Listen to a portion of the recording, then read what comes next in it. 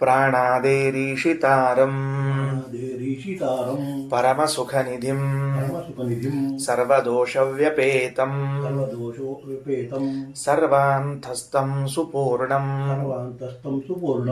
ಪ್ರಕೃತಿಪತಿಮಜಂ ಸರ್ವಬಾಹ್ಯಂ ಸುನಿತ್ಯಂ ಸರ್ವಜ್ಞಂ ಸರ್ವಶಕ್ತಿಂ ಸುರಮುನಿಮನುಜಾದ್ಯೈಃ ಸದಾ ಸೇವ್ಯಮಾನಂ ವಿಷ್ಣುಂ ವಂದೇ ಸದಾಹಂ ಸಕಲ ಜಗದನಾದ್ಯಂತ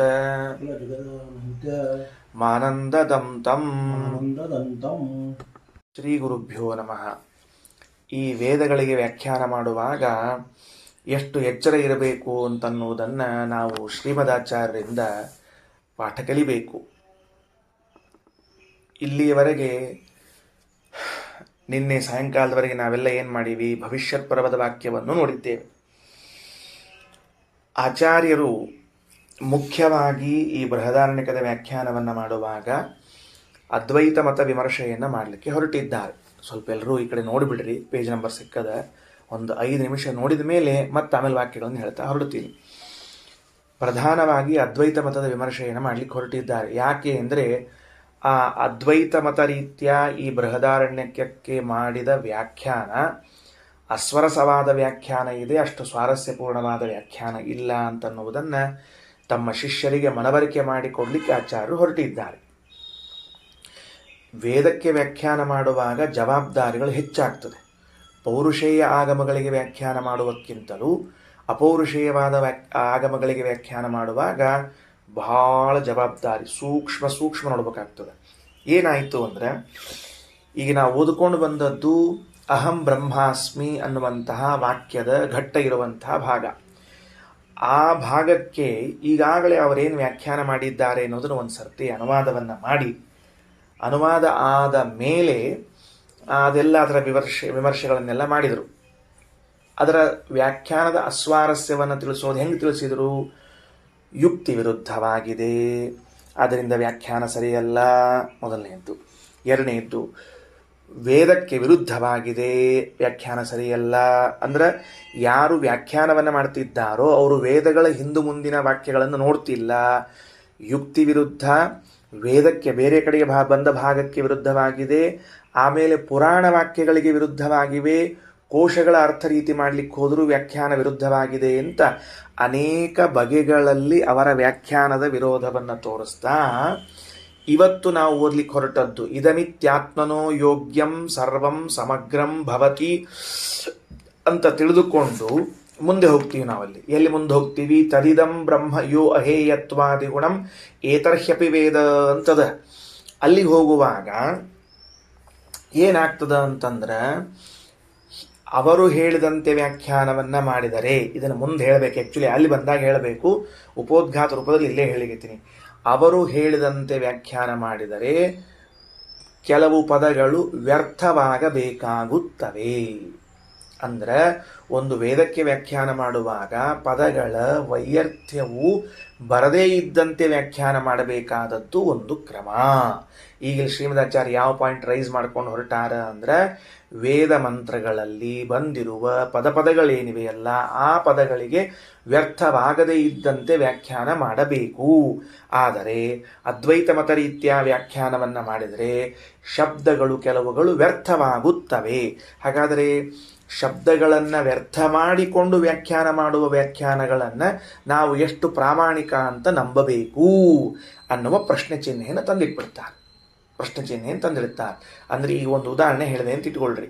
ಸಹ ರಾಮ ಗ್ರಾಮಂ ಗತವಾನ್ ಅಂತ ಹೇಳಿದೆ, ಸಹ ರಾಮ ಗ್ರಾಮಂ ಗಚ್ಚತಿ ಅಂತ ಹೇಳಿದೆ.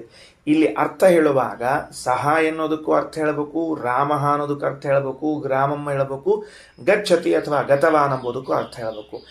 ಸಹ ಇರ್ಲಿ ಬಿಡ್ರಿ, ನಡೀತದೆ, ಬಿಟ್ಬಿಡ್ರಿ. ರಾಮನು ಗ್ರಾಮಕ್ಕೆ ಹೋದನು ಅಂತ ಹೇಳಿಬಿಟ್ರೆ ಸಹ ಎಂಬುದು ಅರ್ಥ ಆಯಿತು. ಹಾಗಾದರೆ ಆ ಶಬ್ದವನ್ನು ಅರ್ಥೈಸದೆ ಬಿಟ್ಟು ವ್ಯಾಖ್ಯಾನ ಮಾಡಿದ್ದು ವೈಯರ್ಥ್ಯ ದೋಷಕ್ಕೊಳಗಾಗ್ತದೆ.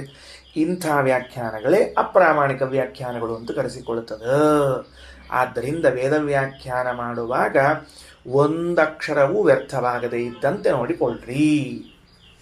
ಇದು ಈಗ ಹೊಸದಾದ ಯುಕ್ತಿಯಿಂದ ಆ ಪರಮತದ ವಿಮರ್ಶೆಯನ್ನು ಮಾಡಲಿಕ್ಕೆ ಹೊರಟದ್ದು ಶ್ರೀಮದಾಚಾರ್ಯರು. ಏನ್ ಬಂದದ? ಇದಮಿತಿ ಆತ್ಮನಃ ಯೋಗ್ಯಂ ಸರ್ವಂ ಸಮಗ್ರಂ ಭವತಿ ನಿರ್ದುಃಖ ಆನಂದಸ್ಯ ಅಪೇಕ್ಷಿತತ್ವಾತ್ ಮನಸ್ಸಿ ಸ್ಥಿತತ್ವೇನ ಇದಮಿತಿ ಯುಜ್ಯತೆ ಅಂತ ಅಲ್ಲಿಗತಾರ ಶ್ರೀಮದಾಚಾರ್ಯರು. ಆ 491ನೇ ಪುಟದಲ್ಲಿ ಸ್ವಲ್ಪ ಹಿಂದೆ ಒಂದು ಸಣ್ಣ ವಾಕ್ಯ, ಸ ಇದಂ ಸರ್ವಂ ಭವತಿ ಅಂತದ. ಆ ಕೊನೆ ಪೇಜಿನ ಕೊನೆಯಲ್ಲಿ ಅದದ. ಏನದ? ಆ ಇಡೀ ವಾಕ್ಯ ತಗೊಂಡ್ಬಿಡ್ರಿ. ಇದೇ ವಾಕ್ಯದ ಮೇಲೆ ಚರ್ಚೆ ಮಾಡ್ಲಿಕ್ಕತ್ತಾರ. ತದಿದಂ ಅಪ್ಪೇತರ್ಹಿ ಯಹ ಏವಂ ವೇದ ಅಹಂ ಬ್ರಹ್ಮಾಸ್ಮೀತಿ ಸ ಇದಂ ಸರ್ವಂ ಭವತಿ. ಇದು ಒಂದೇ ಒಂದು ವಾಕ್ಯವನ್ನ ಸಮಗ್ರ ವಿಮರ್ಶೆ ಮಾಡ್ತಾ ಹೊರಡ್ತಾರ ಶ್ರೀಮದಾಚಾರ್ಯರು. ಅದಕ್ಕೆ ಈ ವಾಕ್ಯವನ್ನ ಗಟ್ಟಿಟ್ಕೊಳ್ರಿ. ಇನ್ನೊಂದು ಸರ್ತಿ ನೀವು ಬಾಯಾಗ ಅನ್ಕೊಳ್ರಿ. ತದಿದಂ ತತ್ ಇದಂ ಅಪಿ ಏತರ್ಹಿ ಯಹ ಏವಂ ವೇದ ಅಹಂ ಬ್ರಹ್ಮ ಅಸ್ಮೀತಿ ಸಹ ಇದಂ ಸರ್ವಂ ಭವತಿ ಅಂತ ಇಷ್ಟು ವಾಕ್ಯ ಇದೆ. ವಾಕ್ಯದ ಅರ್ಥ ಏನು ನೋಡಂತ. ನಮ್ಮ ಪ್ರಕಾರ ಆ ವಾಕ್ಯದ ಅರ್ಥ ಏನು? ಯಾಕೆ ಆ ವಾಕ್ಯ ಏನು ಮಾಡಿದೀಗ? ಅದು ತದಿದಂ ಅಪ್ಪೇತರ್ಹಿ ಏವಂ ವೇದ ಅಹಂ ಬ್ರಹ್ಮ ಅಸ್ಮೀತಿ ಸ ಇದಂ ಸರ್ವಂ ಅಭವತ್ ಅಂತದ. ಅಂದ್ರೆ ಪರಮಾತ್ಮನು ತನ್ನನ್ನು ತಾನು ಗುಣಪೂರ್ಣನಾಗಿದ್ದೇನೆ ಅಂತ ತಿಳಿದುಕೊಂಡಾನ ಅಂತಾದ ಮೇಲೆ ಹಂಗ ತಿಳಿದುಕೊಂಡ ದೇವತೆಗಳು ಪೂರ್ಣರಾದರು, ಋಷಿಗಳು ಪೂರ್ಣರಾದರು ಅಂತೆಲ್ಲ ಹೇಳ್ಕೋತ ಬಂದು ಯಹ ಏತರ್ಯಪಿ, ಈಗ ಆ ವಾಕ್ಯ ತಗೊಳ್ರಿ.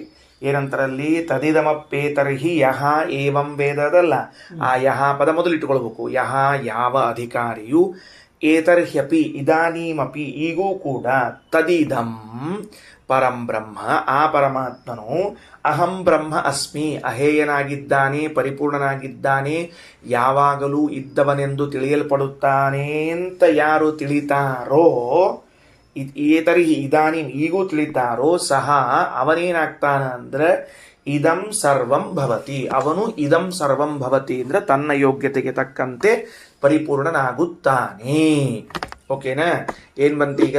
ಆ ವಾಕ್ಯದ ಬದಲು ವಾಕ್ಯದ ಪದ ಅರ್ಥ ಹೇಳಿದೆ. ಈಗ ವಿಷಯ ತಿಳಿಸ್ತೀನಿ. ಏನಂತಾರ? ಮೊದಲು ಪರಮಾತ್ಮ ತನ್ನನ್ನು ತಾನು ತಿಳಿದುಕೊಂಡಿದ್ದಾನೆ ಅಂತ ಸ್ಟೇಟ್ಮೆಂಟ್ ಕೊಟ್ಬಿಟ್ರು. ಅವ ಹೆಂಗೆ ತಿಳ್ಕೊಂಡ ಅಂತೆಲ್ಲ ಕಲ್ಪನಾ ಅದ.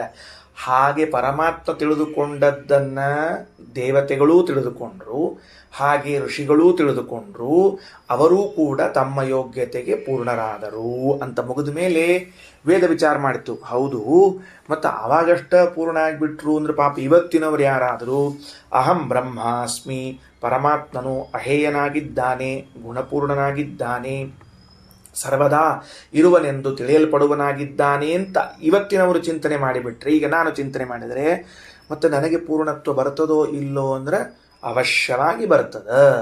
ಅದನ್ನು ಹೇಳಲಿಕ್ಕೆ ಹೊರಟಿರುವಂಥ ಮಂತ್ರ ಇದು. ತದಿದಮಪ್ಪೇತರ್ಹಿ ಏವಂ ವೇದ ಅಹಂ ಬ್ರಹ್ಮಾಸ್ಮೀತಿ ಸೈದಂ ಸರ್ವಂ ಭವತಿ. ಅವನೂ ಕೂಡ ತನ್ನ ಯೋಗ್ಯತೆಗೆ ತಕ್ಕಂತೆ ಪೂರ್ಣನಾಗುತ್ತಾನೆ. ಇದು ಆಚಾರ್ಯರ ವ್ಯಾಖ್ಯಾನ. ಆದರೆ ಅದ್ವೈತ ಮತ ರೀತ್ಯ ಏನು ವ್ಯಾಖ್ಯಾನ ಆಗಿದೆ ಅಂತಂದರೆ, ಅವರಂತಾರೆ ಹೀಗೆ ಯಾರು ತಿಳ್ಕೋತಾರೋ ಅವ ಏನಾಗ್ತಾನ ಅಂದ್ರೆ ಸರ್ವಂ ಭವತಿ, ಎಲ್ಲವೂ ಅವನೇ ಆಗಿಬಿಡ್ತಾನ ಅಂತ ಹೇಳಿಬಿಟ್ಟಾರ. ಎಲ್ಲವೂ ಅವನೇ ಆಗ್ತಾನಂದ್ರೆ ಜಗತ್ತಿಗೂ ಅವನಿಗೂ ಅಭೇದ ಉಂಟಾಗಿ ಬಿಡುತ್ತದೆ. ಯಾರು ನಾನೇ ಬ್ರಹ್ಮ ಅಂತ ತಿಳ್ಕೊಂಡ್ಬಿಡ್ತಾನೋ, ಅವ ಏನಾಗ್ತಾನ ಅಂದ್ರೆ ಸಂಪೂರ್ಣವಾದ ಜಗತ್ತಿನ ಜೊತೆಗೆ ಅಭೇದವನ್ನು ಹೊಂದಿಬಿಡ್ತಾನ ಅಂತ ಅವರು ವ್ಯಾಖ್ಯಾನ ಮಾಡಿದ್ದಾರೆ. ಹೀಗೆ ವ್ಯಾಖ್ಯಾನ ಮಾಡಿದ್ದು ಸರಿಯಲ್ಲ ಅಂತ ಆಚಾರ ತಗೊಳ್ರಿ. ಏನಂತಾರೆ ಅಂದ್ರೆ ಇದಮಿತಿ ಆತ್ಮನಃ ಯೋಗ್ಯಂ ಸರ್ವಂ ಸಮಗ್ರಂ ಭವತಿ. ಅಲ್ಲೇನದ ವಾಕ್ಯ? ಸ ಇದಂ ಸರ್ವಂ ಭವತಿ. ಯಾರು ಹಾಗೆ ಪರಮಾತ್ಮನನ್ನು ತಿಳ್ಕೊಂಡಾನೋ ಅವನು ಇದಂ ಸರ್ವಂ ಭವತಿ ಅಂತದ. ಇದಂ ಸರ್ವಂ ಭವತಿ ಅಂದ್ರೆ ಏನು ಅಂತ ಪ್ರಶ್ನೆ. ಈಗ ಅದಕ್ಕೆ ಶ್ರೀಮದಾಚಾರ್ಯ ಅಂತಾರೆ, ಇದಂ ಸರ್ವಂ ಭವತಿ ಅಂತಂದ್ರೆ ಹಿಂಗೆ ಅರ್ಥ ಮಾಡಬೇಕು. ಆತ್ಮನಃ ಯೋಗ್ಯಂ ಸರ್ವಂ ಸಮಗ್ರಂ ಭವತಿ, ತನಗೆ ಯೋಗ್ಯವಾದ ಪೂರ್ಣತೆಯನ್ನು ಹೊಂದುತ್ತಾನೆ ಎಂದು ಅರ್ಥ ಮಾಡಬೇಕು. ಬರ್ಕೊಂಡಿಟ್ಕೊಳ್ರಿ. ಇದಂ ಇತಿ ಅಲ್ಲಿ ಬಂದಿರುವಂತಹ ಇದಂ ಎನ್ನುವಂತಹ ಶಬ್ದಕ್ಕೆ ಆತ್ಮನಃ ಯೋಗ್ಯಂ, ತನಗೆ ಯೋಗ್ಯವಾದ ಸರ್ವಂ ಸಮಗ್ರಂ ಪೂರ್ಣತೆಯನ್ನು ಹೊಂದುತ್ತಾನೆ. ಇದಂ ಸರ್ವಂ ಭವತಿ ತನಗೆ ಯೋಗ್ಯವಾದ ಪೂರ್ಣತ್ವವನ್ನು ಹೊಂದುತ್ತಾನೆ.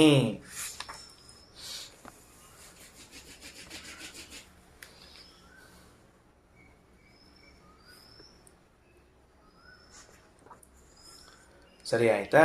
ಹೌದು, ಅವನ ಮನಸ್ಸಿನಲ್ಲಿ ಏನಿದೆ? ಅವನು ತನಗೆ ಯೋಗ್ಯವಾದದ್ದನ್ನು ಹೊಂದುತ್ತಾನೆ ಅಂತಂದ್ರು. ಈಗ ನನಗೆ ಏನು ಯೋಗ್ಯದ ಅದು ಬೇಕು ಅಂತ ಅಪೇಕ್ಷೆ ಮಾಡೋದಾದರೆ ನನ್ನ ಮನಸ್ಸಿನಲ್ಲಿ ಒಂದೇನೋ ಇರ್ತದೆ. ನನ್ನ ಮನಸ್ಸಿನಲ್ಲಿ ಏನಿದೆಯೋ ಅದು ನನಗೆ ಯೋಗ್ಯವಾದದ್ದು, ಅದನ್ನು ನಾನು ಹೊಂದುತ್ತೇನೆ ಅಂತ ಅನ್ನಬೇಕು. ಅದಕ್ಕೆ ಶ್ರೀಮದಾಚಾರ್ಯ ಅಂತಾರೆ, ನಿರ್ದುಃಖ ಆನಂದಸ್ಯ ಅಪೇಕ್ಷಿತತ್ವಾತ್ ಮನಸ್ಸಿ ಸ್ಥಿತತ್ವೇನ ಇದಮಿತಿ ಯುಜ್ಯತೆ. ನಾನು ನಿರ್ದುಃಖವಾದ ಅಂದರೆ ದುಃಖವೇ ಇಲ್ಲದೆ ಇರುವ ಆನಂದವನ್ನ ಪಡೆಯಬೇಕು ಅಂತ ಅಪೇಕ್ಷೆ ಉಳ್ಳವನಾಗಿದ್ದೇನೆ. ಅಂದ್ರೆ ಆ ಪಡೆಯುವ ವ್ಯಕ್ತಿ ಇದ್ದಾನಲ್ಲ, ತನ್ನ ಯೋಗ್ಯತೆಗೆ ತಕ್ಕಂತೆ ಪೂರ್ಣತ್ವವನ್ನು ಪಡೆಯುವ ವ್ಯಕ್ತಿ ಇದ್ದಾನಲ್ಲ, ಅವ ಏನು ಅಪೇಕ್ಷೆ ಮಾಡ್ಯಾನ ಅಂದ್ರೆ ದುಃಖವೇ ಇಲ್ಲದ ಆನಂದದ ಸ್ಥಿತಿಯನ್ನು ಹೊಂದಬೇಕು ಅಂತ ಅಪೇಕ್ಷೆ ಮಾಡ್ಯಾನ.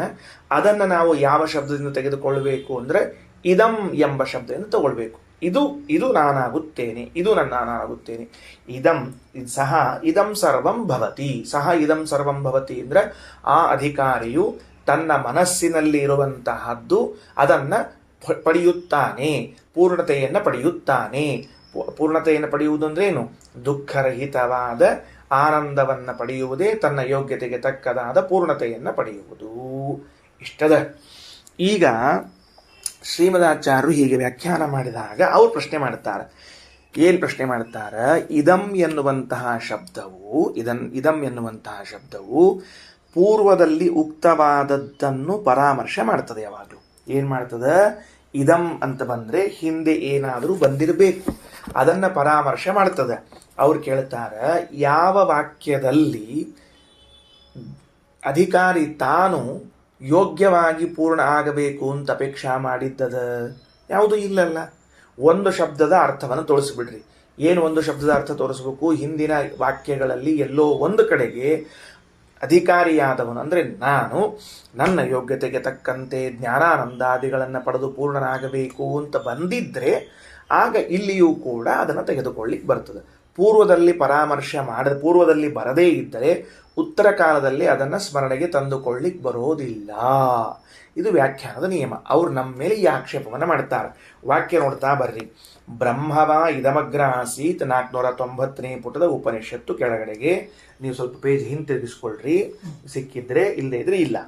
ಬ್ರಹ್ಮವ ಇದಮಗ್ರ ಆಸೀತ್ ತದ್ ಆತ್ಮಾನಮೇವ ಅವೇತ್ ಅಹಂ ಬ್ರಹ್ಮಾಸ್ಮೀತಿ. ಈ ವಾಕ್ಯದಲ್ಲಿ ನೀವು ಹೇಳಿದ ಯಾವ ಒಂದು ಶಬ್ದವೂ ಇಲ್ಲ. ತಸ್ಮಾತ್ ತತ್ ಸರ್ವಮಭವತ್, ಅಲ್ಲೂ ಇಲ್ಲ. ತದ್ಯೋ ಯೋ ದೇವಾನಾಂ ಪ್ರತ್ಯಬುದ್ಧತ ಸಯೇವ ತದಭವತ್. ದೇವತೆಗಳು ಯಾರು ಹಿಂಗೆ ತಿಳ್ಕೊಂಡ್ರೋ ಅವರಾದರು.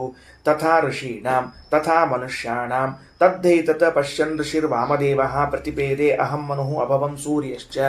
ಇಷ್ಟು ವಾಕ್ಯಗಳಲ್ಲಿ ಎಲ್ಲೂ ಕೂಡ ನೀವು ಹೇಳಿದಂತೆ ಏನಿಲ್ಲ ಅಂದರೆ ನಾನು ದುಃಖರಹಿತನಾದ ಆನಂದ ಸ್ಥಿತಿಯನ್ನು ಹೊಂದಬೇಕು, ಇದಂ ಸರ್ವಮಭವತ್, ಹಿಂಗೆ ಪೂರ್ಣನಾಗಬೇಕು ಅಂತ ಅಧಿಕಾರಿ ಅಪೇಕ್ಷೆ ಪಟ್ಟಿದ್ದಾನೆ. ಅದು ಅಂತ ಎಲ್ಲಿ ಬಂತು ಅರ್ಥ? ಇಲ್ವೇ ಇಲ್ಲ. ಅಂದಮೇಲೆ ಇದಂ ಅನ್ನುವುದು ಹಿಂದೆ ಹೇಳಿದ್ದನ್ನು ವಿಮರ್ಶೆ ಮಾಡ್ತಾ ಇದ್ರೆ ಇವತ್ತಾದರೂ ಈ ವಾಕ್ಯದಲ್ಲಿ ಹಿಂದೆ ಏನೂ ಬಂದಿಲ್ಲ. ಅಂದಮೇಲೆ ಇದಂ ಶಬ್ದದಿಂದ ಅದನ್ನು ತೆಗೆದುಕೊಳ್ಳುವುದು ಹೇಗೆ ಅಂತ ಒಂದು ಪ್ರಶ್ನೆ ಬಂತು. ಇದು ಆಚಾರ್ಯರ ಮೇಲೆ ಅವರು ಮಾಡಿರುವಂತಹ ಒಂದು ಪ್ರಶ್ನೆ. ಅದಕ್ಕೆ ರಘುತ್ತಮ ಸ್ವಾಮಿಗಳವರು ಬಹಳ ಸುಂದರವಾಗಿ ವ್ಯಾಖ್ಯಾನ ಮಾಡ್ತಾರೆ. ಇದನ್ನು ಟೀಕಾಕೃತ್ಪಾದರು ಕಲಿಸಿಕೊಟ್ಟಿದ್ದಾರೆ ಅವರಿಗೆ. ಯಾರಿಗೆ? ರಘುತ್ತಮ ಸ್ವಾಮಿಗಳವರಿಗೆ. ಹಿಂಗೆ ವ್ಯಾಖ್ಯಾನ ಮಾಡಬೇಕು ಅಂತಿದೆ. ಇದಂ ಶಬ್ದವು ಹಿಂದೆ ಹೇಳಿದ್ದನ್ನು ಪುನಃ ನೆನಪಿಗೆ ತಂದು ಕೊಡುವಂತಹದ್ದು. ಯಾವಾಗ ಹಿಂದೆ ಹೇಳಿದ್ದನ್ನು ನೆನಪಿಗೆ ತಂದು ಕೊಡುತ್ತದೆ ಅಂತಂದರೆ ಹಿಂದೆ ಆ ವಿಷಯ ಬಂದಿರಬೇಕು. ಈಗ ರಾಮ ದಶರಥಸ್ಯ ಪುತ್ರ ಅಂತ ಬಂದು, ದಶರಥಸ್ಯ ಪುತ್ರ ಅಂತ ಬಂದು ಮುಂದೆ ಅಯಂ ಸೀತಾಪತಿ ಅಂತ ನಾನು ಅಂದೆ ಅಂತ ಇಟ್ಟುಕೊಳ್ರಿ. ಈ ವಾಕ್ಯ ಗೊತ್ತಾಯ್ತಲ್ಲ? ವಾಕ್ಯ ಗೊತ್ತಾಯ್ತಲ್ಲ. ರಾಮ ದಶರಥಸ್ಯ ಪುತ್ರ ಅಂತ ಇಟ್ಟುಕೊಂಡು ಅಯಂ ಸೀತಾಪತಿ ಅಂತಂದೆ. ಈ ಅಯಂ ಅನ್ನೋದೇನಿದೆಯಲ್ಲ ಇದು ಇದಂ ಶಬ್ದದಿಂದ ಬಂದದ್ದು. ಅಯಂ ಅನ್ನುವುದು ಇವನು ಅಂತ. ಇವನು ಅಂತನ್ನುವಾಗ ಹಿಂದೆ ಯಾರು ಬಂದಿದ್ದಾರಲ್ಲ ಅವನನ್ನ ನೆನಪು ಮಾಡಿ ಕೊಡ್ತದೆ ಅದು. ಅವನನ್ನ ನೆನಪು ಮಾಡಿ ಕೊಡ್ತದೆ ಅದು. ಹಿಂದೆ ಯಾರು ಬಂದಾರೀಗ? ಹಿಂದೆ ಯಾರು ಬಂದಾರಂದ್ರೆ ದಶರಥಸ್ಯ ಪುತ್ರ ರಾಮ ಅಂತ ಬಂದಿದ್ದಾನೆ. ರಾಮ ದಶರಥಸ್ಯ ಪುತ್ರ ಅಂತ ಬಂದ ಮೇಲೆ ಅಯಂ ಸೀತಾಪತಿ ಅಂತಂದಾಗ ಈ ಅಯಂ ಎನ್ನುವ ಶಬ್ದವು ಹಿಂದೆ ಬಂದ ರಾಮನನ್ನು ನೆನಪಿಗೆ ತಂದು ಕೊಡುತ್ತದೆ. ಬಿಕಾಸ್ ಹಿಂದೆ ರಾಮ ಬಂದಿದ್ದಾನೆ. ಹೌದಾ? ಹಾಗಾದರೆ ಮುಂದೆ ಬರುವ ಇದಂ ಶಬ್ದಗಳು ತತ್ ಶಬ್ದಗಳೆಲ್ಲ ಯಾರನ್ನ ನೆನಪಿಗೆ ತಂದು ಕೊಡ್ತವೆ ಅಂದರೆ ಹಿಂದಿನ ವಾಕ್ಯದಲ್ಲಿ ಪ್ರಸ್ತುತರಾದವರು. ಅಪ್ರಸ್ತುತರಾದವರನ್ನ ನೆನಪಿಗೆ ತಂದು ಕೊಡುವುದಿಲ್ಲ. ಅಂದ ಮೇಲೆ ಅದ್ವೈತ ಮತ ರೀತ್ಯ ಆಕ್ಷೇಪ ಏನು ಅಂತ ಕೇಳಿದ್ರೆ, ತದಿದಮಪ್ಪೇ ತರ್ಹಿ ಏವಂ ವೇದ ಅಹಂ ಬ್ರಹ್ಮಾಸ್ಮೀತಿ ಸೈದಂ ಸರ್ವಮಭವತ್ ಅಂತನ್ನುವಲ್ಲಿ ಸೈದಂ ಸರ್ವಮಭವತ್ ಅವನು ತನ್ನ ಯೋಗ್ಯತೆಗೆ ತಕ್ಕಂತೆ ಪರಿಪೂರ್ಣನಾಗುತ್ತಾನೆ ಅನ್ನುವ ಅರ್ಥ ಹಿಂದೆ ಬಂದಿರಬೇಕಲ್ಲ. ಹಿಂದೆ ಬಂದಿಲ್ಲ. ಇದಂ ಅನ್ನುವ ಶಬ್ದ ಯಾವುದನ್ನು ನೆನಪು ಮಾಡಿಕೊಡ್ತದ ಅಂತಂದ್ರೆ ಹಿಂದೆ ಏನು ಬಂದಿದೆಯೋ ಅದನ್ನು ನೆನಪು ಮಾಡಿಕೊಡ್ತದೆ. ಹಿಂದೆ ಬಂದದ್ದು ಬ್ರಹ್ಮ. ಹಾಗಾದ್ರೆ ಬ್ರಹ್ಮ ಹಿಂದೆ ಬಂದದ್ದಾದ್ರಿಂದ ಅವನನ್ನು ನೆನಪು ಮಾಡಿಕೊಡಬೇಕೇ ಹೊರತಾಗಿ ತನ್ನ ಯೋಗ್ಯತೆಗೆ ತಕ್ಕಂತೆ ಪೂರ್ಣತಾ ಅಂತನ್ನೋ ಅರ್ಥವನ್ನು ಇದಂ ಶಬ್ದ ನೆನಪು ಮಾಡಿಕೊಡುವುದಿಲ್ಲ. ಯಾಕೆ? ತನ್ನ ಯೋಗ್ಯತೆಗೆ ತಕ್ಕಂತೆ ಪೂರ್ಣತಾ ಅಂತನ್ನುವುದು ಹಿಂದಿನ ವಾಕ್ಯದಲ್ಲಿ ಬಂದಿಲ್ಲ. ಅಂದ ಮೇಲೆ ನೀವು ಹೆಂಗೆ ವ್ಯಾಖ್ಯಾನ ಮಾಡಿದ್ರಿ ಅಂತ ಪ್ರಶ್ನೆ ಮಾಡ್ತಾ ಇದ್ದಾರೆ. ಒಂದು ಅರ್ಥ ಆಯ್ತು. ಈಗ ಮುಂದೆ ಹೊರಡ್ತೀನಿ. ಏನು ಮಾಡ್ತೀನಿ ಮುಂದೆ ಅಂದರೆ, ಅದಕ್ಕೆ ರಘುತ್ತಮ ಸ್ವಾಮಿಗಳವರು ವ್ಯವಸ್ಥೆ ಮಾಡ್ತಾರೆ. ಏನು ವ್ಯವಸ್ಥೆ ಮಾಡ್ತಾರೆ ಅಂದರೆ ಕರೆಕ್ಟು. ಶ್ರೀಮಠ್ ಟೀಕಾಕೃತ್ಪಾದರು ಇಂತಹ ಸಂದರ್ಭದಲ್ಲಿ ಬಹಳ ಚಂದ ತಿಳಿಸಿಕೊಡ್ತಾರೆ. ಏನು ಅಂದರೆ, ವಾಕ್ಯವನ್ನು ಪ್ರಯೋಗ ಮಾಡ್ತಾ ಇದ್ದೀವಿ ಅಂತ ಇಟ್ಟುಕೊಳ್ಳೋಣಂತ. ವಾಕ್ಯವನ್ನು ಪ್ರಯೋಗ ಮಾಡೋದು ಯಾಕೆ ಅಂತ ಪ್ರಶ್ನೆ. ವಾಕ್ಯವನ್ನು ಪ್ರಯೋಗ ಮಾಡುವುದು ಯಾಕೆ ಅಂದರೆ, ನನ್ನ ಮನಸ್ಸಿನಲ್ಲಿ ಇದ್ದದ್ದನ್ನು ನಿಮಗೆ ತಿಳಿಸುವುದಕ್ಕಾಗಿ ನಾನು ವಾಕ್ಯ ಪ್ರಯೋಗ ಮಾಡ್ತೀನಿ. ಈಗ ನಾನು ಹಿಂಗೆ ಕೂತಿದ್ದೆ, ನೀವು ಎದುರಿಗೆ ಬಂದ್ರಿ, ಹಿಂಗಂದೆ, ಅರ್ಥ ಆಗಲಿಲ್ಲ ಪಾಪ, ಹಿಂಗೆ ಏನು ಆಚಾರ ಹಿಂಗೆ ಅಂದ್ರೆ ಏನು ತಿಳಿಯೇ ಇಲ್ಲಪ್ಪ ನಮಗೆ ಅಂತೀರಿ. ನಾ ಅದಕ್ಕೆ ಕುರ್ಚಿ ತೊಗೊಂಡು ಕೂಡ್ರಿ ಅಂತ ಹೇಳಿದೆ ಅಂದ್ಕೊಳ್ರಿ, ಅರ್ಥ ಆಗ್ತದೆ ಅವಾಗ. ಹಾಗಾದರೆ ನನ್ನ ಮನಸ್ಸಿನಲ್ಲಿ ಇದ್ದ ಭಾವನೆಗಳನ್ನು ನಾನು ಶಬ್ದದಲ್ಲಿ ಅಭಿವ್ಯಕ್ತ ಮಾಡುತ್ತೇನೆ. ಕರೆಕ್ಟಾನೇ ಇರೋದು. ನಾನು ಹಿಂಗಂದೆ ಏನು ತಿಳ್ಕೊಬೇಕು? ಅವರು ಈ ಕಡೆ ಬರ್ರಿ ಅಂತ ತಿಳ್ಕೊಬೇಕು, ಕುರ್ಚಿ ತೊಗೊಂಡು ಕೂಡ್ರಿ ಅನ್ಕೋಬೇಕು, ಏನು ಅರ್ಥ ಮಾಡ್ಕೊಳ್ಬೇಕು? ಇವರ ಗೆಸ್ಚರ್ಸು, ಆಂಗಿಕ ಅಭಿನಯಗಳು ಅವರಿಗೆ ತಿಳಿಲಿಲ್ಲ. ಹೌದೋ ಇಲ್ಲ? ಮತ್ತೆ ಇವ್ರ ಗೆಸ್ಟರು ಏನು ತಿಳಿಲಿಲ್ಲ ಅವರಿಗೆ, ಆಂಗಿಕ ಅಭಿನಯಗಳು. ಯಾಕಂದ್ರೆ ಅವ್ರು ಭರತನಾಟ್ಯ ಕ್ಲಾಸಿಗೆ ಹೋಗಿದ್ದಿಲ್ಲ, ಈ ಆಚಾರ ಭರತನಾಟ್ಯ ಕ್ಲಾಸಿಗೆ ಹೋಗಿದ್ದಿಲ್ಲ ಅವರು. ಅದಕ್ಕೆ ಅವ್ರಿಗೆ ಅರ್ಥ ಆಗಲಿಲ್ಲ. ಅದಕ್ಕೆ ಇವ್ರ ಆಚಾರ ಬಾಯ್ಬಿಟ್ಟು ಹೇಳ್ಬೇಕಾಯ್ತು, ಕುರ್ಚಿ ತೊಗೊಂಡು ಕೂಡು ಮಾರಾಯ ಅಂತ ಹೇಳ್ಬೇಕಾಯ್ತು ಅವ್ರಿಗೆ. ಅದಕ್ಕೆ ಹಾಗಾದರೆ ಉತ್ಪಾದರು ಶ್ರೀಮದಾಚಾರ್ಯರು ರಘುತ್ತಮ ಸ್ವಾಮಿಗಳವರು ಎಷ್ಟು ಸೂಕ್ಷ್ಮ ಹೋಗಿರ್ತಾರೆ ಅಂದ್ರೆ, ವಾಕ್ಯ ತಾನು ತನ್ನನ್ನೇನೋ, ತಾನು ತನಗೆ ಬಂದದ್ದನ್ನೇನೋ ಹೇಳುವುದಿಲ್ಲ. ಅದು ತನಗೆ ಬಂದದ್ದನ್ನೇ ಹೇಳುವುದಿಲ್ಲ, ಹೇಳುವ ವ್ಯಕ್ತಿಯ ಮನಸ್ಸಿನಲ್ಲಿ ಇದ್ದ ಭಾವನೆಗಳನ್ನು ಹೇಳುತ್ತದೆ. ಸಿಂಪಲ್ ಆಗಿ ಒಂದು ಲೈನ್ ತಂದ್ಬಿಟ್ರು ಫಸ್ಟ್. ಅಂದ್ರೆ IQ ಲೆವೆಲ್ ಎಷ್ಟು ಹೈ ಇರುವಾಗ ವಿಚಾರ ಮಾಡ್ರಿ ನೀವು. ನಾವು ಸುಮ್ಮ ಉದ್ದಕ್ಕೆ ಶಬ್ದ ಒಗದದ್ದು ಓದ್ರಿದ್ದು ಈ ಶಬ್ದ ಎದಕ್ಕೆ ಬಳಸ್ತೀಯಪ್ಪ? ನಿನ್ನ ಮನದ ಭಾವನೆಗಳನ್ನು ತಿಳಿಸಿಕೊಡುವುದಕ್ಕೆ. ಹಾಗಾದರೆ ಶಬ್ದವು ತಾನು ತಾನಾಗಿಯೇ ಏನೋ ಅರ್ಥವನ್ನು ಹೇಳುವುದಿಲ್ಲ. ಹಾಗಾದರೆ ಹೇಳುಗನ ಮನಸ್ಸಿನಲ್ಲಿ, ಕೇಳುಗನ ಮನಸ್ಸಿನಲ್ಲಿ ಏನಿದೆಯೋ ಶಬ್ದ ಅದನ್ನೇ ಹೇಳುತ್ತದೆ. ಸರಿ, ಓಕೆ. ಅಂದಮೇಲೆ ಏನಾಯಿತು ಅಂತಂದ್ರೆ, ಈಗ ಅದಕ್ಕಂತಾರ ವಕ್ತೃಶ್ರೋತೃ ಪರಿವರ್ತಮಾನಂ ಹಿ ಸಾಕ್ಷಾತ್ ಪ್ರಕೃತ ಮುಚ್ಚತೆ. ಈಗ ನೋಡು, ಇದಂ ಅಂತ ಬಂತು ಅಂತ ಇಟ್ಕೋ. ಇದಂ ಅಂತ ಬಂದ ಹೊತ್ತಿನೊಳಗೆ ಈಗ ಏನಾಗ್ತದ ಅದು ಅಂದರೆ, ಹಿಂದೆ ಹೇಳಿದ ವ್ಯಕ್ತಿಯನ್ನು ತೋರಿಸ್ಬೇಕು. ಹೌದಾ? ಅದೇನು ಮಾಡ್ತದ ಅಂದ್ರೆ ಪ್ರಕೃತನಾದದ್ದನ್ನು ತೋರಿಸ್ತದ ಅಂತ ಇಷ್ಟ. ಅದಕ್ಕೆ ಅಂದ್ರೆ ಪ್ರಸ್ತುತನಾದವನನ್ನು ತೋರಿಸುತ್ತದೆ. ಹಿಂದೆ ಅನ್ನುವುದು ನಾವು ತಿಳ್ಕೊಳ್ಳಿಕ್ಕೆ ಹೇಳಿದ ಮಾತು. ಹಿಂದೆ ಬಂದಿದ್ದ, ಅದಕ್ಕೆ ಹೇಳ್ತದಂತ. ಇದಂ ಶಬ್ದವು ಏನನ್ನು ಹೇಳ್ತದ? ಪ್ರಸ್ತುತನಾದವನನ್ನು ಹೇಳುತ್ತದೆ. ಕರೆಕ್ಟಾ? ಬರ್ಕೊಳ್ರಿ. ಏನು ಬರ್ಕೋಬೇಕು? ಇದಂ ಎಂಬ ಶಬ್ದವು ಪ್ರಸ್ತುತನಾದವನನ್ನು ಹೇಳುತ್ತದೆ. ಪ್ರೆಸೆಂಟ್ ಅದು ಅಲ್ಲಿ ಏನು ಇರಬೇಕದು, ಇದ್ದದ್ದನ್ನು ಹೇಳಬೇಕಷ್ಟೇ. ಅದು ಪ್ರಸ್ತುತವಾದದ್ದು ಅಂದರೆ ಏನು? ಎರಡು ಕಡೆ ಪ್ರಸ್ತುತ ಆಗಿರ್ತದೆ. ಚಾನ್ಸ್ ಎರಡು ಕಡೆಗದ. ಏನು ಎರಡು ಕಡೆಗದ ಅಂದರೆ, ಒಂದು ವಾಕ್ಯವನ್ನು ನಾನು ಆಡಿದೆ, ಆ ವಾಕ್ಯದಲ್ಲೂ ಪ್ರಸ್ತುತ ಆಗಿದೆ. ಎರಡನೇ ವಾಕ್ಯ ನಾನು ಆಡಬೇಕಾಗಿದೆ, ಬುದ್ಧಿಯಲ್ಲಿ ಬಂದು ಕೂತಿದೆ. ಹಾಗಾದ್ರೆ ಪ್ರಸ್ತುತವಾದದ್ದು ಎರಡು ಕಡೆಗದ. ಒಂದು ಮೊದಲನೇ ವಾಕ್ಯದಲ್ಲಿ ಬಂದಿರುವಂತಹ ವಿಷಯದಲ್ಲೂ ಇದೆ, ಎರಡನೆಯದ್ದು ನನ್ನ ಬುದ್ಧಿಯಲ್ಲೂ ಇದೆ. ಹಾಗಾದರೆ ಎರಡು ಕಡೆಗೆ ಪ್ರಸ್ತುತವಾಗಿದೆ ಅಂತ ಆಯ್ತು. ಪ್ರಸ್ತುತ ಎಲ್ಲಿ ಆಗಿದೆ? ಎರಡು ಕಡೆ ಇದೆ. ಬರ್ಕೊಳ್ರಿ. ಒಂದು ವಾಕ್ಯವನ್ನ ಆಡಿ ಬರೆದುಕೊಳ್ಳ್ರಿ. ಪ್ರಸ್ತುತವಾದದ್ದು ಎಲ್ಲಿ ಇರುತ್ತದೆ ಎಂದರೆ, ಪ್ರಸ್ತುತವಾದದ್ದು ಎಲ್ಲಿ ಇರುತ್ತದೆ ಎಂದರೆ, ಒಂದು ವಾಕ್ಯವನ್ನ ಆಡಿ ಎರಡನೇ ವಾಕ್ಯವನ್ನ ಆಡಲು ಹೊರಟಿರುವಾಗ, ಒಂದು ವಾಕ್ಯವನ್ನ ಆಡಿ ಎರಡನೇ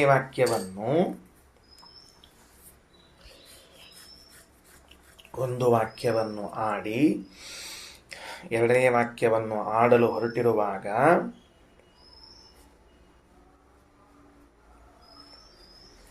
ಆ ಎರಡನೇ ವಾಕ್ಯದಲ್ಲಿ ಹಿಂದಿನ ವಾಕ್ಯದಲ್ಲಿ ಹೇಳಿದವನು ಪ್ರಸ್ತುತನಾಗಿರಬಹುದು, ನನ್ನ ಬುದ್ಧಿಯಲ್ಲಿದ್ದವನು ಪ್ರಸ್ತುತನಾಗಿರಬಹುದು. ಬರ್ಕೊಳ್ರಿ. ಎರಡನೇ ವಾಕ್ಯದಲ್ಲಿ ನನ್ನ ಬುದ್ಧಿಯಲ್ಲಿ ಇದ್ದವನು ಪ್ರಸ್ತುತನಾಗಬಹುದು, ಪೂರ್ವ ವಾಕ್ಯದಲ್ಲಿ ಹೇಳಿದವನು ಪ್ರಸ್ತುತನಾಗಬಹುದು. ಎರಡನೇ ವಾಕ್ಯದಲ್ಲಿ ಮೊದಲಿನ ವಾಕ್ಯದಲ್ಲಿ ಹೇಳಿದವನೂ ಬರಬಹುದು, ನನ್ನ ಬುದ್ಧಿಯಲ್ಲಿ ಇದ್ದವನೂ ಬರಬಹುದು. ಅವ ಮುಕುಂದ ಊರಿಗೆ ಹೋದ. ಮನೆ ನೋಡ್ಕೊಳ್ಳೋ ಜವಾಬ್ದಾರಿ ಅಂತ ಅಂದೆ ನಾನೀಗ. ಮುಕುಂದ ಊರಿಗೆ ಹೋದ, ಮನೆ ನೋಡಿಕೊಳ್ಳುವ ಜವಾಬ್ದಾರಿ ಅಂತ ನಾನು ಅಂದಾಗ, ಈಗ ಏನಾಗ್ತದೆ ಅಂದ್ರೆ, ಮನೆಯನ್ನು ನೋಡಿಕೊಳ್ಳುವ ಜವಾಬ್ದಾರಿ ಅಂತನ್ನುವುದು ಯಾರಿಗೆ ಹೇಳಬೇಕು? ಪೂರ್ವದಲ್ಲಿ ಪ್ರಸ್ತುತನಾದವನಾದರೂ ಮುಕುಂದನಿದ್ದಾನೆ, ಅವನು ಊರಿಗೆ ಹೋಗ್ಬಿಟ್ಟಾನೆ. ಊರಿಗೆ ಹೋದ ಅವನು ಮನೆಯನ್ನು ನೋಡಿಕೊಳ್ಳುವ ಜವಾಬ್ದಾರಿಯನ್ನಂತೂ ತೆಗೆದುಕೊಳ್ಳಿಕ್ಕೆ ಸಾಧ್ಯ ಇಲ್ಲ. ಆದರೆ ನಿಮ್ಮ ಪ್ರಕಾರ ಪೂರ್ವದಲ್ಲಿ ಪ್ರಸ್ತುತನಾದವನನ್ನು ಹೇಳಬೇಕು ಅಂತಾದರೆ, ಮುಕುಂದನು ಉಡುಪಿಗೆ ಹೋಗಿಬಿಟ್ಟನು, ಮನೆಯನ್ನು ನೋಡಿಕೊಳ್ಳಬೇಕಾದ ಜವಾಬ್ದಾರಿಯೂ ಯಾರಿಗೆ? ಆನಂದನಿಗೆ. ಹಂಗಾರೆ ಈ ಎರಡನೇ ವಾಕ್ಯದಲ್ಲಿ ಬರುವ ಜವಾಬ್ದಾರಿ ಇರುವ ವ್ಯಕ್ತಿ ಯಾರು? ಇವನ ಬುದ್ಧಿಯಲ್ಲಿದ್ದಾನೆ, ಆನಂದ ಅಂತ. ಮುಕುಂದ ಊರಿಗೆ ಹೋದಾಗ ಆನಂದ ಉಳ್ಕೊಂಡಿದ್ದಾನೆ. ಹಾಗಾದರೆ ಇಲ್ಲಿ ಈ ಎರಡನೇ ವಾಕ್ಯದಲ್ಲಿ ಹಿಂದಿನ ವಾಕ್ಯದಲ್ಲಿ ಬಂದ ಮುಕುಂದನನ್ನೇ ಕರೆದು ತರಲಿಕ್ಕಾಗುವುದಿಲ್ಲ. ಕಾರಣ ಹೋಗ್ಬಿಟ್ಟಾನೆ. ಹಾಗಾದ್ರೆ ಇಲ್ಲಿ ಯಾರು ಬರಬೇಕು ಅಂದ್ರೆ, ಹೇಳುವ ವ್ಯಕ್ತಿಯ ಬುದ್ಧಿಯಲ್ಲಿ ಯಾರಿದ್ದಾನಲ್ಲ ಅವನು ಮಾತ್ರ ಬರಬೇಕು. ಹಾಗಾದರೆ ಶ್ರೀಮದಾಚಾರ್ಯ ಅಂತಾರೆ, ವೇದವು ಮೊದಲನೇ ವಾಕ್ಯದಲ್ಲಿ ಹೇಳಿದ ಮೇಲೆ ಎರಡನೇ ವಾಕ್ಯದಲ್ಲಿ ಹೇಳುವಾಗ ಇಬ್ರು ಪ್ರಸ್ತುತರಾಗ್ತಾರೆ. ಯಾರಿಬ್ರು ಪ್ರಸ್ತುತರಾಗ್ತಾರೆ? ಹಿಂದಿನ ವಾಕ್ಯದಲ್ಲಿ ಬಂದವರೂ ಬರ್ತಾರೆ, ಎರಡನೆಯದ್ದು ಹೇಳುವ ವ್ಯಕ್ತಿಯ ಮನಸ್ಸಿನಲ್ಲಿ ಇದ್ದ ವ್ಯಕ್ತಿಯೂ ಪ್ರಸ್ತುತನಾಗ್ತಾನೆ. ಸರಿ ಆಯ್ತಾ? ಅದಕ್ಕೆ ವ್ಯಾಖ್ಯಾನ ಮಾಡುವಾಗ ಯಾವುದು ಸೂಟೇಬಲ್ ಅದನ್ನು ಮಾತ್ರ ವ್ಯಾಖ್ಯಾನ ಮಾಡಬೇಕೆ ಹೊರತಾಗಿ ಬರೇ ಪ್ರಸ್ತುತವಾದದ್ದನ್ನು ವ್ಯಾಖ್ಯಾನ ಮಾಡಬೇಕು ಅಂತ ಹಠ ಹಿಡಿಯಬಾರದು. ಅದಕ್ಕೇನಾಯಿತು ಅಂದರೆ, ತದಿದಮಪ್ಪೇ ತರ್ಹಿ ಏವಂ ವೇದ ಅಹಂ ಬ್ರಹ್ಮಾಸ್ಮೀತಿ ಸೈದಂ ಸರ್ವಂ ಭವತಿ. ಇಂದಿಗೂ ಕೂಡ ಯಾರು ಭಗವಂತನು ಪೂರ್ಣನಾಗಿದ್ದಾನೆ ಅಂತ ತಿಳಿದುಕೊಳ್ಳುತ್ತಾನೋ ಅವನು ಏನಾಗ್ತಾನ ಅಂದರೆ, ತನ್ನ ಮನಸ್ಸಿನಲ್ಲಿ ಇಚ್ಛೆ ಇದ್ದಂತೆ ಜ್ಞಾನಾನಂದಗಳಿಂದ ಪೂರ್ಣನಾಗುತ್ತಾನೆ ಅಂತ ಅರ್ಥ ಮಾಡಬೇಕೆ ಹೊರತಾಗಿ, ಯಾರು ಅಹಂ ಬ್ರಹ್ಮಾಸ್ಮಿ ಅಂತ ತಿಳ್ಕೊಂಡ್ಬಿಡ್ತಾನೋ ಅವನು ಈ ಜಗತ್ತೆಲ್ಲ ಆಗಿಬಿಡ್ತಾನ ಅಂತ ಅರ್ಥ ಮಾಡಬಾರದು. ಯಾಕಂದ್ರೆ ತಿಳಿದುಕೊಳ್ಳುವ ವ್ಯಕ್ತಿಗೆ ಈ ಜಗತ್ತಾಗಬೇಕು ಅಂತ ಅಪೇಕ್ಷೆ ಇದೆಯಾ? ಇಲ್ಲ. ಅವನು ತನ್ನ ಯೋಗ್ಯತೆಗೆ ತಕ್ಕಂತೆ ಜ್ಞಾನಾನಂದ ಗುಣಗಳಿಂದ ಪೂರ್ಣನಾಗಬೇಕು ಅಂತ ಅಪೇಕ್ಷೆ ಉಳ್ಳವನು. ಯಾಕಂದ್ರೆ ಹಿಂದೆ ಬಂದ ಘಟ್ಟಗಳೆಲ್ಲ ಹಂಗದ. ಯಾರು ಭಗವಂತನನ್ನ ಗುಣಪೂರ್ಣ ಅಂತ ತಿಳ್ಕೊಂಡಾರೋ ಅವರೆಲ್ಲ ತಮ್ಮ ಯೋಗ್ಯತಾನುಸಾರವಾಗಿ ಪೂರ್ಣಾಗ್ಯಾರ. ಪರಮಾತ್ಮ ಸಹಿತೇಕ ತನ್ನನ್ನು ತಾನು ಪೂರ್ಣ ಅಂತ ಸದಾ ತಿಳ್ಕೊಂಡದ್ರಿಂದಲೇ ಸದಾ ಪೂರ್ಣನಾಗಿದ್ದಾನ. ಹಿಂದಿನ ಘಟ್ಟ ಬಂದದ್ದರಿಂದ ಮುಂದಿನ ವಾಕ್ಯದಲ್ಲೂ ಕೂಡ ಏನು ಬರಬೇಕು? ನಾನು ಪರಮಾತ್ಮನ ತಿಳ್ಕೋತೀನಿ, ನಾನು ಪೂರ್ಣ ಆಗ್ತೀನಿ ಅಂತ ಇಷ್ಟ ಅಪೇಕ್ಷೆ ಇದ್ದದ್ದು ಹೊರತಾಗಿ ನಾನು ಪರಮಾತ್ಮನ ತಿಳ್ಕೊಂಡು ಕೂಡಲೇ ನಾನು ಜಗತ್ತಾಗ್ಬಿಡ್ತೀನಿ ಅಂತ ಇದು ಬರುವುದಿಲ್ಲ.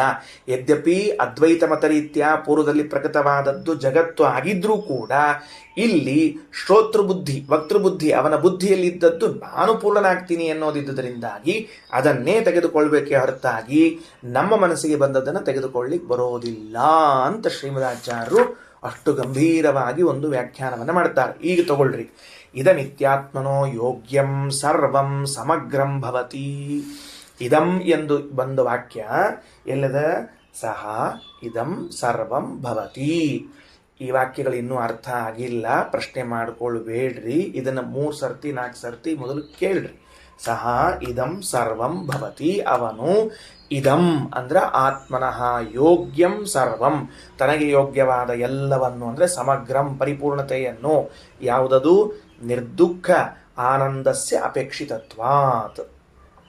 ಭಗವಂತನ ತಿಳ್ಕೊಳ್ಳಿಕ್ಕೆ ಯಾಕೆ ಹೊರಟದ್ದವ ಅಂದ್ರೆ ಉಳಿದದ್ದನ್ನು ತಿಳ್ಕೊಂಡಾಗ ಆಗದೇ ಇದ್ದದ್ದನ್ನು ಪಡ್ಕೊಳ್ಬೇಕು ಅಂತ ತಿಳ್ಕೊಳ್ಳಿಕ್ಕೆ ಹೊಂಟಾನ. ಗಣಿತವನ್ನು ತಿಳ್ಕೊಂಡೆ, 2 4 2 4 8 ಅಂತ ತಿಳ್ಕೊಂಡೆ, ನಿರ್ದುಃಖಾನಂದ ಪ್ರಾಪ್ತಿ ಏನಾಗಲಿಲ್ಲ. ಆಮೇಲೆ ವಾಸ್ಕೋಡಗಾಮ ಬಂದಿದ್ದ ಅಂತ ತಿಳ್ಕೊಂಡೆ, ನಿರ್ದುಃಖಾನಂದ ಪ್ರಾಪ್ತಿಯಾಗಲಿಲ್ಲ. ಅಶೋಕ ಇಡೀ ಭರತವನ್ನು ಆಳಿದ ಅಂತ ತಿಳ್ಕೊಂಡೆ, ನಿರ್ದುಃಖಾನಂದ ಪ್ರಾಪ್ತಿಯಾಗಲಿಲ್ಲ. ಹಾಗಾದರೆ ಬಯಾಲಜಿ, ಕೆಮಿಸ್ಟ್ರಿ, ಹಿಸ್ಟ್ರಿ, ಫಿಸಿಕ್ಸು ಎಲ್ಲ ತಿಳಿದುಕೊಂಡಾಗಲೂ ನಾನು ನಿರ್ದುಃಖಾನಂದ ಉಳ್ಳವನಾಗಲಿಲ್ಲ. ಹಂಗಾರೆ ನಿರ್ದುಃಖಾನಂದ ಉಳ್ಳವನಾಗಬೇಕು ಅಂತ ಪರಮಾತ್ಮನ ತಿಳ್ಕೊಳ್ಳಿಕ್ಕೆ ಹೊಂಟಾಗ ನಾನು ಏನಾಗಬೇಕು ಅಂತ ಬಯಸಿದ್ದೇನೆ? ದುಃಖವಿಲ್ಲದೆ ಇದ್ದ ಆನಂದ ಸ್ಥಿತಿಯನ್ನು ತಲುಪಬೇಕು ಅಂತ ಹೊರಟಿದ್ದೇನಾದ್ದರಿಂದ ಅದೇ ಆಗ್ತೀನಿ ಅಂತ ಅನ್ನಬೇಕೆ ಹೊರತಾಗಿ ನಾ ಜಗತ್ತಾಗ್ಬಿಡ್ತೀನಿ ಅಂತನ್ನೋ ಅರ್ಥವನ್ನು ಮಾಡಬಾರದು. ಇದು ಆಚಾರ್ಯರ ವ್ಯಾಖ್ಯಾನದ ಗಾಂಭೀರ್ಯ. ಇದಮಿತ್ಯ ಆತ್ಮನಃ ಯೋಗ್ಯಂ ಸರ್ವಂ ಸಮಗ್ರಂ ಭವತಿ ನಿರ್ದುಃಖಾನಂದಸ್ಯ ಅಪೇಕ್ಷಿತತ್ವಾತ್ ಮನಸಿ ಸ್ಥಿತತ್ವೇನ ಇದಮಿತಿ ಯುಜ್ಯತೆ. ತತ್ ಸರ್ವಂ ಅಭವತ್ ಸರ್ವಂ ಭವಿಷ್ಯಂತಿ ಇತ್ಯಾದಿನ ಸಮಗ್ರ ಭಾವಸ್ಯ ಪ್ರಸ್ತುತತ್ವಾತ್. ಇನ್ನು ಒಂದು ವೇಳೆ ಪೂರ್ವವಾಕ್ಯದಲ್ಲಿ ಪ್ರಸ್ತುತವಾದದ್ದೇ ಬೇಕು ಅನ್ನುವುದಾದರೆ 3ನೇ ಮಂತ್ರ ತಗೊಳ್ರಿ. ಎಲ್ಲಿ? 490ನೇ ಪುಟದಲ್ಲಿ 3ನೇ ಮಂತ್ರ. ತದಾಹುರ್ ಯದ್ ಬ್ರಹ್ಮವಿದ್ಯೆಯ ಸರ್ವಂ ಭವಿಷ್ಯಂತೋ ಮನುಷ್ಯ ಮನ್ಯಂತೆ ಕಿಂ ತದ್ ಬ್ರಹ್ಮ ಆಗ ಯಸ್ಮಾತ್ ತತ್ ಸರ್ವಮಭವತ್. ಅಲ್ಲಿ ಸರ್ವಂ ಭವಿಷ್ಯಂತಹ ಸರ್ವಂ ಅಭವತ್ ಅಂತನ್ನುವ ಹಿಂದಿನ ಮಾತುಗಳಲ್ಲಿ ಸ್ಪಷ್ಟವಾಗಿ ಯೋಗ್ಯತಾನುಸಾರವಾಗಿ ಪೂರ್ಣತಾ ಅನ್ನೋದೇ ಪ್ರಸ್ತುತವಾಗಿದೆ. ಸಮಗ್ರ ಭಾವಸ್ಯ ಪ್ರಸ್ತುತತ್ವಾತ್. ಸಮಗ್ರ ಭಾವ ಅಂದರೆ ಪೂರ್ಣತಾ, ಯೋಗ್ಯತಾನುಸಾರವಾದ ಪೂರ್ಣತೆಯೇ ಪ್ರಸ್ತುತವಾಗಿದೆ. ಬ್ರಹ್ಮ ಪಶ್ಯನ್ ವಾಮದೇವೋ ಬ್ರಹ್ಮಣೋ ಮನ್ವಾದಿ ಜೀವೈ ಅಹೇಯತ್ವಂ ಪ್ರತಿಪೇದೇ. ಇಷ್ಟು. ಇದು ಮುಂದಿನ ವಾಕ್ಯ ಬೇರೆ. ಇಲ್ಲಿ ಸರ್ವಂ ತತ್ ಸರ್ವಭವತ್ ಭವಿಷ್ಯಂತ ಇತ್ಯಾದಿನ ಸಮಗ್ರ ಭಾವಸ್ಯ ಪ್ರಸ್ತುತತ್ವಾತ್ ಅಂತ ಘಟ್ಟವನ್ನು ಮುಗಿಸಿಬಿಟ್ರು. ಒಂದು ಘಟ್ಟ ಆಯಿತು. ಹಾಗಾದ್ರೆ ಪೂರ್ವ ಪ್ರಸ್ತುತ ಹೌದು ಅಲ್ಲೋ ಅಂತ ಪ್ರಶ್ನೆ ಮಾಡಿದರೆ ಪೂರ್ವ ಪ್ರಸ್ತುತ ಹೌದು ಅಂತೂ ತೋರಿಸ್ಕೊಡ್ತೇವೆ. ಇಲ್ಲ ಅಂದ್ರೆ ಶ್ರೋತೃಬುದ್ಧಿಯಲ್ಲಿ ವಕ್ತೃಬುದ್ಧಿಯಲ್ಲಿ ಇರುವಂತಹದ್ದೇನದೋ ಅದನ್ನು ಹೇಳಲಿಕ್ಕೆ ಬರುವಂತಹದ್ದಾಗೆ ಇದೆ. ಅಂದ ಮೇಲೆ ಏನು ತೊಂದರೆ ಇಲ್ಲ. ಹೌದು, ನೀವಿಷ್ಟೆಲ್ಲ ಮಾತಾಡಿದ್ರಿ, ಹಾಗಿದ್ರೆ ಏನಾಯಿತು? ಒಂದು ಪ್ರಶ್ನೆ ಬಂತಲ್ಲ. ಏನು ಪ್ರಶ್ನೆ ಬಂದದ್ದು?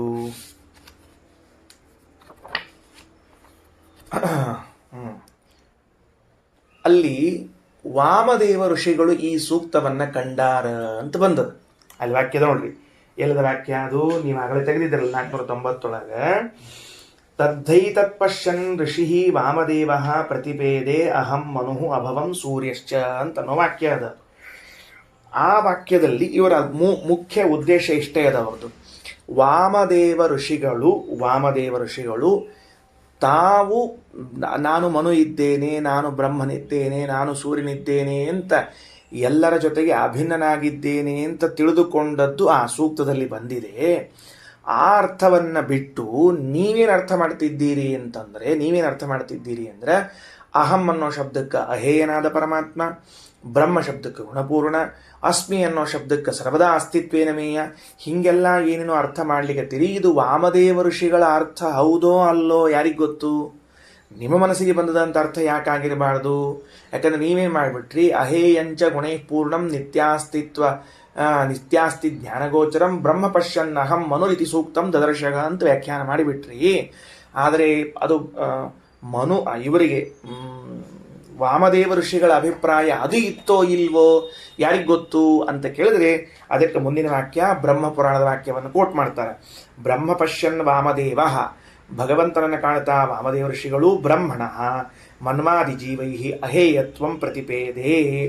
ಭಗವಂತನು ಅಹೇಯನಾಗಿದ್ದಾನೆ ಎಂದಾಗಿ ಮನು ಮೊದಲಾದವರಿಂದಲೂ ಕೂಡ ತಿಳಿಯಲ್ಪಟ್ಟವನು. ಇದನ್ನೆಲ್ಲ ಸ್ವಲ್ಪ ಮಧ್ಯಾಹ್ನದಾಗ ಸ್ಪಷ್ಟ ಮಾಡ್ತೀನಿ. ಮತ್ತೆ ಭಗವಂತನು ಅಹೇಯನಾಗಿದ್ದಾನೆ ಅಂತ ತಿಳಿದುಕೊಂಡು ತಾನೊಬ್ಬನೇ ಅಲ್ಲ, ಮನೂ ತಿಳ್ಕೊಂಡಾನ, ಮತ್ತೆ ಇನ್ನೊಬ್ಬರು ಸೂರ್ಯನು ತಿಳ್ಕೊಂಡಾನ, ಎಲ್ಲರೂ ತಿಳ್ಕೊಂಡಾರ ಅನ್ನೋ ಅರ್ಥವನ್ನ ಹೇಳಲಿಕ್ಕೆ ಹೊರಟದ ಆ ಸೂಕ್ತ. ಯಾಕ ಬ್ರಹ್ಮಪುರಾಣದಲ್ಲಿ ಹೇಳುವಾಗ ಬ್ರಹ್ಮ ಪಶ್ಯನ್ ವಾಮದೇವ ಬ್ರಹ್ಮಣೋ ಅಹೇಯತಾಂ ಸದಾ ಮನ್ವಾದಿಭಿ ಸರ್ವಜೀವೈ ಪ್ರತಿಪೇದೇಹಿ ಮಂತ್ರದಕ ಅಂತದ. ಇದರ ವಿವರಣೆಯನ್ನ ಮತ್ತೆ ಮಧ್ಯಾಹ್ನ ಹಾಕೋಣಂತ. ಶ್ರೀಕೃಷ್ಣಾರ್ಪಣಮಸ್ತು.